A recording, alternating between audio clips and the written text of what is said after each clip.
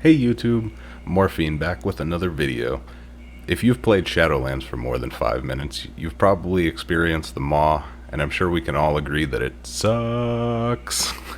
Mostly because I'm sure I'm not the only one that's hit their mount button every 30 seconds just to realize you can't do that here. Well, as it turns out, there are a couple ways to get a mount in the MAW. You can get one from the world quest The Hunt Shadehounds, but it is a rare drop. Or you can guaranteed get one from the 8th layer of the Twisting Corridor. Today we'll be talking about the latter. Let's get into it. Alright, so I'm going to try and make this as helpful as I can for anybody who's happens to be doing the slog that is Twisted Corridor. But ultimately I am a Warlock, and ultimately I did this as a Demonology, so it will probably be most helpful to fellow Demonology Warlocks. But the first tip that I have for everybody is, if you didn't know already, the Twisting Corridors, when you reset the instance, it does actually re-roll the powers that you are offered. So if you didn't like what you got offered, go ahead and exit and re-enter, and you'll get new ones. But otherwise, well, I'm going to start off with the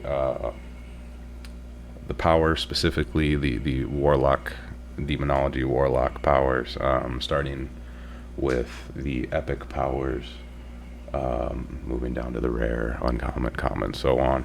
Now, I will not be covering each and every power that is out there, because there are just so many of them, and a lot of them you won't run into every run, because they're from a specific rare mob or rare event, and you just can't rely on getting it. So this will be covering, the basic ones that you can expect to see in your average Twisting Corridor runs, or even you can expect to see a fair amount of them in the regular Torghast. So the first one on the list is Pact of Infernal Intimacy, and this one increases your demons, your primary summons demons health and damage by 100%, and it increases by 100% each time you ascend a floor of Torghast. Now, the one thing it doesn't mention is that it caps at 500%. I think that's kind of a missed opportunity to not let it go to that 1800%, but let me tell you, at the 500%, it's still pretty ridiculous. Letting it go to the 1800% would have been just absolutely bonkers. Now, it does reset if on death or dismissal, which doesn't sound big, but hello darkness, my old friend, I've come to talk with you again. Yeah, I've had it really hinder a run. I think it might have hindered this run right now. You got to be careful with it, especially on layer 8, floor 16, 17, and 18. Maybe not 18 so much, you just got the one boss, but 16 and 17, you really want to be careful. Your pet can disappear instantly, and so can you. I'm sure I've got a couple clips to show that. But overall, I would rank the Pact of Infernal Intimacy as an S rating is probably the most valuable, the single most valuable, certainly the single most valuable. If you just were only able to get one power and just have one power, that would be the one you would want it to be, even over our next one.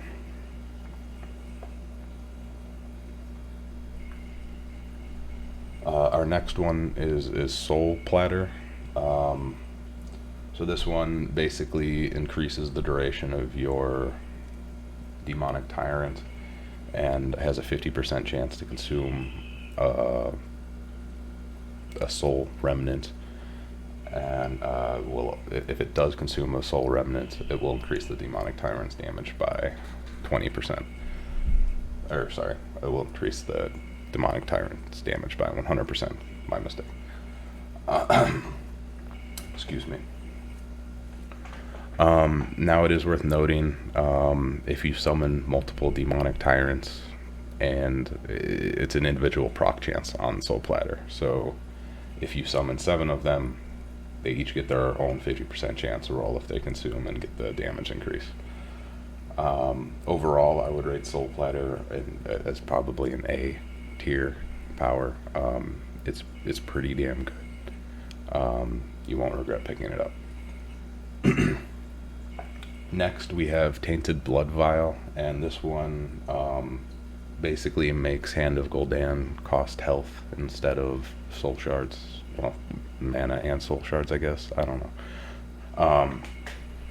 But basically, it won't consume your soul shards. So if you have 3 soul shards, you can sit there and spam Hand of Gul'dan until you run out of health, which honestly is a build all on its own. It's pretty good. The only downside is you need some way to heal if you're doing Torghast as a solo warlock. You have a health stone and a demon coil, or mortal coil, whatever they're calling it these days. Not a whole lot else on the fly. Bandages got nerfed to shit, you know. But there are a couple powers, and we'll talk about them later, that can help you not care so much about paying your health, and you kind of just sit there and spam Hand of Gul'dan and get an army of 70 imps, and it's fucking awesome. After that, we have Bottled Shadow, which might seem good and has, like, if you put a couple of these powers together, it seems like they should have a lot of synergy and be really cool, and lead to like some interesting builds that are maybe a little bit different. And then inevitably something goes wrong, like one of them's broken. And I would say Bottled Shadow is one of those. Because if you put Bottled Shadow together with a Soul Void Bag and Dissolving Vial, all of a sudden, especially if you can get like, and I've tried to do this. I had 5 stacks of soul. I mean, we'll talk about it probably when we get back to it on the list. But I've had 5 stacks of the bag, and it doesn't generate soul remnants like it says it does. And because of that, I would give Bottled Shadow like a C. It's very. It has, you know, each time you click one of the little guys, you get 200% pet damage for 15 seconds. If I didn't say that, that's, I mean, I'm putting all of the tooltips up here as I go over them, sorry. But if I didn't say that, yeah, so 15-second damage, 200% pet damage, 200% pet damage. It's a lot of pet damage, but you're not able to proc it enough for it to be worthwhile. So I rate it very lowly, like probably a C. Last of the epics that I'm going to cover in this video would be Netherlord's Ultimatum, which is basically, it gives you the Sacrifice Soul talent, which sounds okay, you know, the Sacrifice Soul talent, especially in single target. Every once in a while it'll like show up somewhere, right? The problem is in Torghast, your build almost always evolves to the point where you never cast Shadow Bolt, or very rarely cast Shadow Bolt, and you only Demon Bolt when it procs. Well, I mean that you only Demon Bolt when it procs anyways, but like there's times when your Torghast build, you almost don't even want a Demon Bolt. So for that reason, I also rate the Netherlord's Ultimatum C tier. You know, if you don't have a better option, grab it, but it's not great in itself. And that's basically it for the epics. Next we'll be starting the rares, and we're starting off strong with the Dark Whisper Signet. And what this does is it gives you an extra demonic tyrant, which sounds neat, right? But you can also get 4 of these, 5 of these. I don't think there's a cap on these. You can summon a lot of demonic tyrants. And not only that, each demonic tyrant increases the duration of your summon pets individually. So if you have a couple dogs out there and then you summon your demonic tyrants, they might last a minute now. And if you have a build, especially with the next one we're going to talk about, Mark of Borrowed Power, where you can pump out a lot of dogs and then drop your demonic tyrant, it gets pretty nutty. So overall, I would rate the Dark Whisper Signet as a strong S tier. You will never be unhappy with it. You can basically, if worst case scenario, if you run into issues like I've run into issues now because my pet disappeared a minute ago, so I'm struggling through these layers. Worst case scenario, you rely on your demonic tyrant for every pull, and then you just wait for it to come back up. Especially in Torghast, you'll have like a minute cooldown on it anyways. Hopefully, if you have Soul Platter, you have enough Soul Remnants to power it, but whatever. The demonic tyrant is definitely more important than the Soul Remnants, I would say. If you get super high stacks of the other one, it's nice, it feels nice, but at the end of the day, having 6 demonic tyrants following you around, it's hard to compete with that. Next up, we have Mark of Borrowed Power, and I mentioned it a second ago, but basically what it does is it makes Call Dreadstalkers refund and reset. So you get your 2 soul shards back and you can cast it again. I will say I have a strong suspicion that it caps at 3 stacks, which makes me kind of sad. I kept trying to get to the point where I could basically just spam Call Dreadstalkers because I thought it would have been hilarious. But I could never manage to get more than 3 stacks. That said, still a great anima power. I think it synergizes pretty well with Glutton's Guise,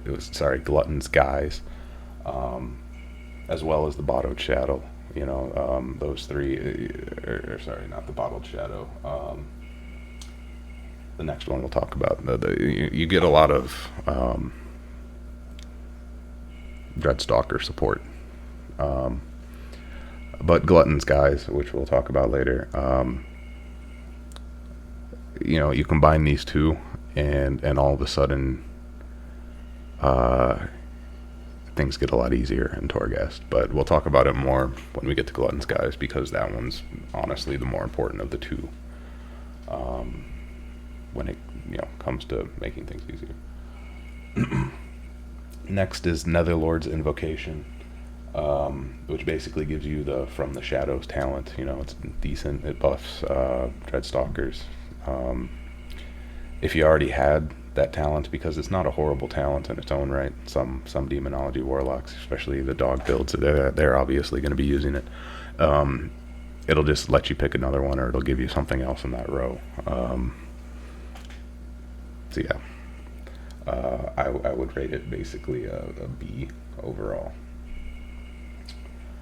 Next would be Netherlord's Mythos, which basically gives you the Soul Conduit talent, which is pretty damn good. If you weren't running it already, which you might be, but most builds aren't going to be running it.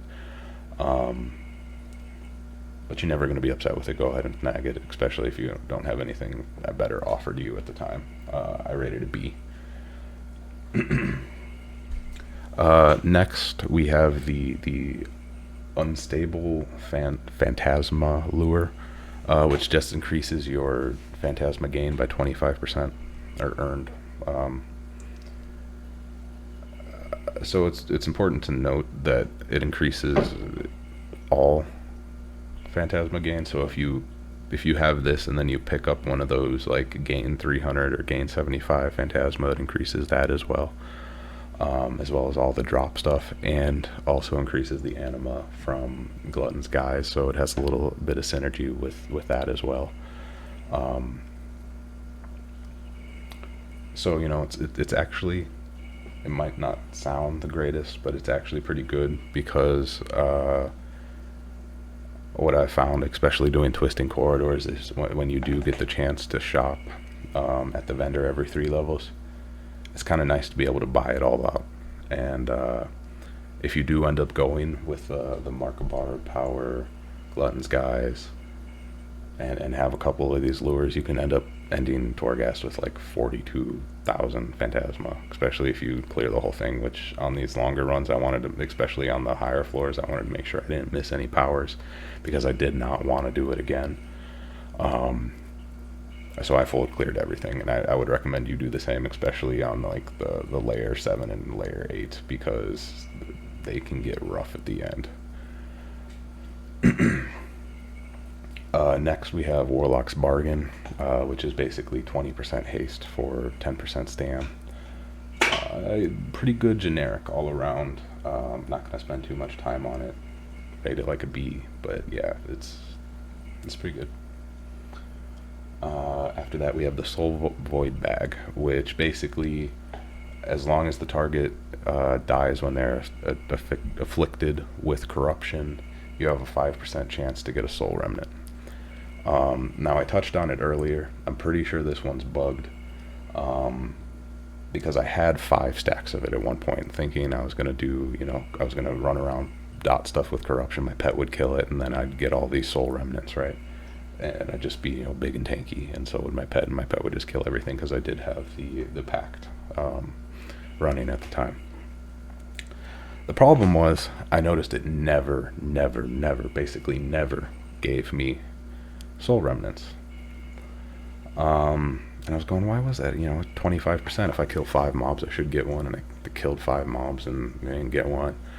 And then I kind of, I looked at the debuff, and even if you have 5 of the anima powers, the debuff says 5%. Never goes up. And I'm guessing that's just a bug on Blizzard's end. I think they wanted it to actually go up. The anima power, if you hover it, it says 25% chance when they're, it seems to think that it is working correctly. It just doesn't. So for that reason, C. If it did work, probably only bump it up to like a B, because it has a lot of other things it needs to have for it to work, and then even then it's like not that great, and it takes a lot of time to build up. Definitely not worth running in anything other than Twisted Corridors. And then last for the rares that we're going to talk about, Shadowed Short Blade. And this basically increases the duration of Shadow Fury by 100%. Which might not sound very good, but then you get stuck taking like 4 of these guys, and your Shadow Fury stuns for 15 seconds. And then you also got stuck picking up like 3 or 4, or 2 or 3 of the one we'll talk about in a minute, Sacrificial Vermin. And all of a sudden your Shadow Fury becomes really good. And in Torghast, most things can be stunned too. So yeah, like if you get offered it, don't scoff at it. If there's better choices, take them, but also don't overlook the Shadow Fury duration. Next, starting off the uncommons, we have Glutton's Guise. I kept wanting to get this as soon as possible. Even in my regular Torghast runs, I feel like I want this as soon as possible. Because as soon as you get this, you can just generate Phantasma, right? When you see the little urns and stuff around, you can just cast your dogs on them and get 5 Phantasma.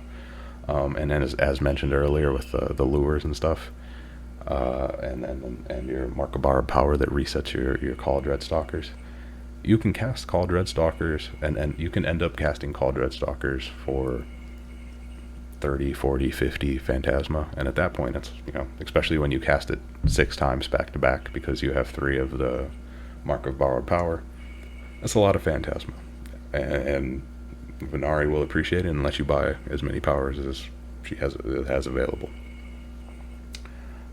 So overall, I rate Glutton Skies like a strong A, maybe borderline S, but no, but it is really good. I always wanted it, and sometimes I would pick it over things that you would probably be shocked about me picking it over.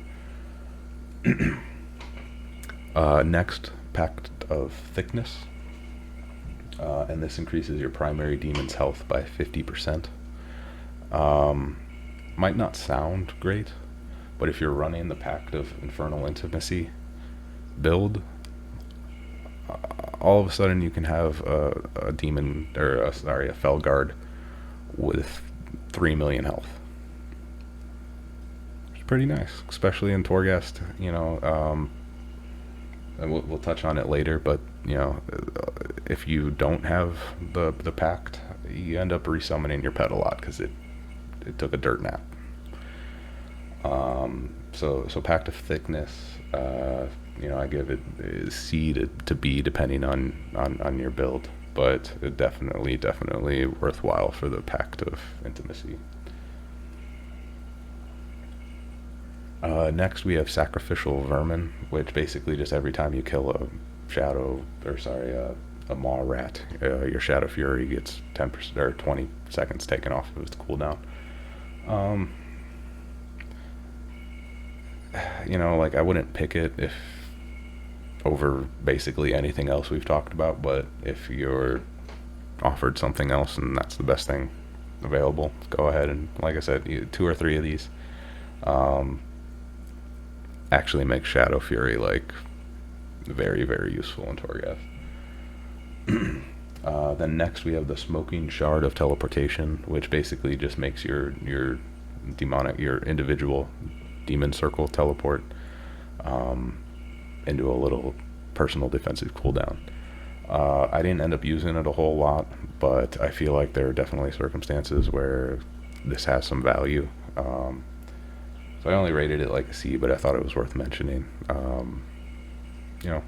If there's nothing better. And then finally, for the uncommons we're going to talk about, we have Curious Miasma.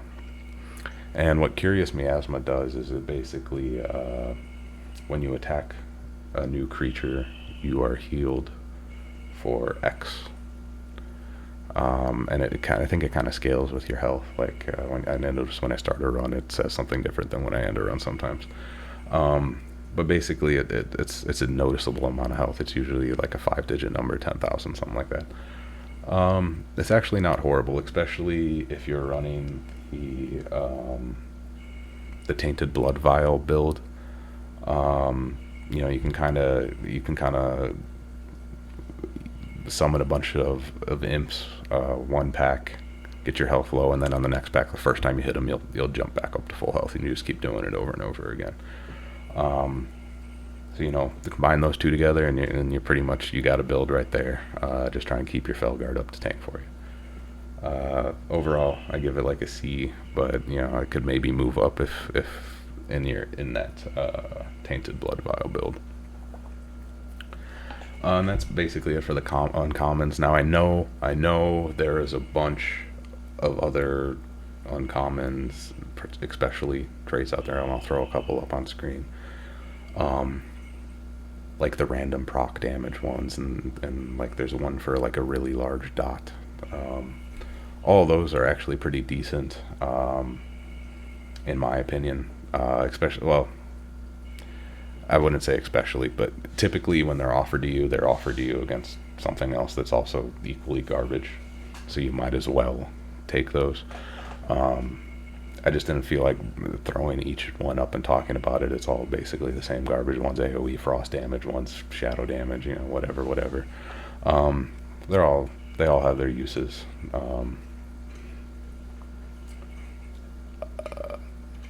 And I would say some of them synergize, but other than that, I don't think they're worth talking about as far as like build your Torghast build around them. You can't. Anyways, getting to commons. The first one we're going to talk about is the big one, which is Hellfire Pact, which increases your demon damage by 50%. And I do believe this one applies to like all your demons. Maybe not your imps, but I'm pretty sure it applies to your Dreadstalkers, which is fabulous. I think you can get at least 3 of these. I've never been able to get more than 3 of these. I wish, you know, give me 20 of them. That's fine. I'll keep taking those. I'll take them over most of the epics and rares and uncommons we've talked about thus far. But I've only ever been able to get 3. Next we have Choking Chains, which depending on your build, it can change drastically in where I would rate it. It can either be A tier if you're not running the packed build, but probably C tier in the packed build. You really don't ever want to have to resummon your demon. If you do resummon your demon, you're kind of, hopefully you wore your brown pants. So yeah. Next, and this one's actually pretty good, Blood Gorged Leech. And what it does is basically all your spells and abilities have a very high chance to heal you and your summoned demons for 5% of maximum health. Which again, you know, maybe doesn't sound very good, but again, it is a very high chance. It is pretty high chance. And it's max health. So when you have your Felguard with 3 million health, you don't ever have to heal it. Because 1 proc of that heals it for, like, you know, if you have 3 stacks, you just never have to heal it. When 1 proc of that, it will heal it more than your channel of health funnel. So yeah, I rate it like a B. It's pretty good. Wouldn't turn it down, you know.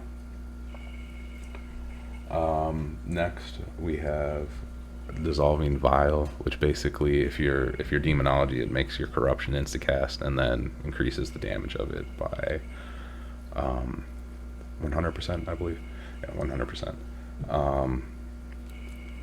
And at first I wasn't super like, yeah, that's an anima power I want, but as I got into doing the Twisted Corridor more, it kind of got more attractive. And I think the reason for that is with the Pact of Infernal Intimacy, especially in the lower levels, you kind of want to just run around and have your pet kill stuff, because it kind of runs around and 1-2 shots them, you know. You don't have to spend too long going from mob to mob. And having the instacast corruption is kind of nice for that. And then, you know, it does kind of have a small amount of synergy with that, the Soul Void bag. But again, the Soul Void bag is bugged. So, unfortunately, don't spend too much time exploring that one. And then we have the Realm Lord's Insignia, which reduces the cooldown of Demonic Tyrant by 10%. Which is, you know, pretty good. I'm not sure how many you can get. I know you can get at least 3 of them, but you can get the cooldown of Demonic Tyrant pretty low. I think there's a couple other things that you might be able to use to get it even lower, and then obviously you have like legendaries and stuff that can get it even lower. So you can have your Demonic Tyrant out pretty often. I think in this run, mine was at like a 1 minute 10 second or something. So it was pretty good. I rated about a C. And then last, we have the Bloodstained Dagger, which basically health funnel reduces the damage taken of your pet by 35% for 10 seconds. So I almost didn't even include this one, but every once in a while I felt like, you know, especially on like the final bosses here, and I'm pretty sure you'll watch me do it here in a second. Yep, there it goes. You kind of want to heal your pet just in case. Things can change very quickly in Torghast. Things can all of a sudden hit for 400,000 damage on your pet anyways that has 3 million health, you know. Normally it would have been toast long ago. So for that reason, I thought it was worth mentioning the bloodstained dagger. Um, I only rate it like a C, but if you're offered a bunch of crappy choices, go ahead and pick that one up. You might get some use out of it. So, anyways, that's it for Torghast. As you can see, we timed that pretty well. We got our Corridor Creeper, which, if you do not know, you can use in the MAW. Now, there's only one other way to get a mount in the MAW, and that is the World Quest, the Hunt, Shadehounds. And not only that, it's a rare drop, so you're not guaranteed to get it. So, if you want to get the mount, do all 8 layers of Twisted Corridor, and man, it's a slog. It took me probably at least an hour per floor, or sorry, not floor, per layer, and it was rough. Anyways, thanks for watching. Don't forget to like and subscribe. If questions, comments, or concerns, please leave them down below, and don't forget to check out my Twitch live stream.